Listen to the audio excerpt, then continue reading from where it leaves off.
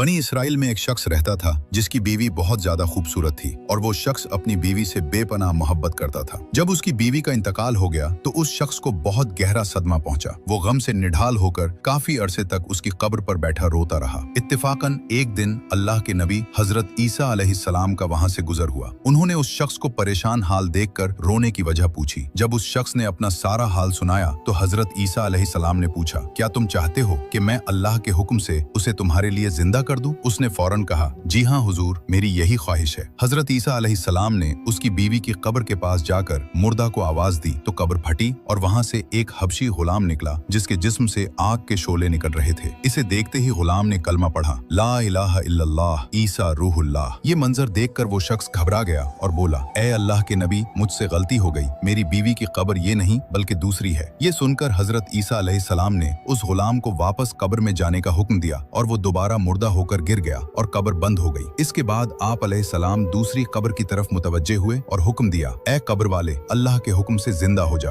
कब्र फटी और उसमें से एक औरत अपने सर से मिट्टी झाड़ती हुई बाहर आ गई। उसे देखते ही इसराइली खुशी से बोला, ए रूहुल्लाह, यही मेरी बीवी है। हजरत ईसा अलैहिस्सलाम की इजाजत से वो शख्स अपनी बीवी को साथ लेकर घर की तरफ चल पड़ा। रास्ते में चूंकि वो शख्स कई दिनों से जागा हुआ था, उसे नींद आने लगी। उसने बीवी से कहा, तुम्हारी जुदाई के गम और रातों को जागने की वजह से मैं थक गया हूँ, मैं कुछ देर आराम करना चाहता हूँ। बीवी ने कहा, ठीक है, आप आराम कर लें। वो शख्स अपनी बीवी की गोद में सर रखकर सो गया। इतने में वहाँ से एक शहजादे का गुजर हुआ जो घोड़े पर सवार था और बहुत हसीन और जमील था। उस औरत की नजर जैसे ही शहजादे पर पड़ी, वो फौरन उस पर आशिक हो गई। शैतान ने उसे बहका दिया। उसने अपने शौहर का सर आहिस्ता से जमीन पर रखा और शहजादे के सामने जा खड़ी हुई। शहजादा भी उसके हुस्न को देखकर उस पर फिदा हो गया और औरत की ख्वाहिश पर उसे अपने घोड़े पर बिठाकर ले गया। जब शौहर की आंख खुली और उसने बीवी को वहां न पाया तो वो बहुत परेशान हुआ। वो उसके कदमों के निशान तलाश करता हुआ वहां पहुंच गया जहां शहजादा और वो औरत मौजूद थे। उस शख्स ने शहजादे से कहा, ये मेरी बीवी है, इसे मेरे हवाले कर दो। शहजादे के बोलने से पहले ही वो औरत बोल पड़ी, मैं उसकी बीवी नहीं हूँ, बल्कि मैं तो शहजादे की लौंडी हूँ। शहजादे ने इसराइली शख्स से कहा, क्या तुम मेरी लौंडी को छीनना चाहते हो? उस शख्स ने कहा,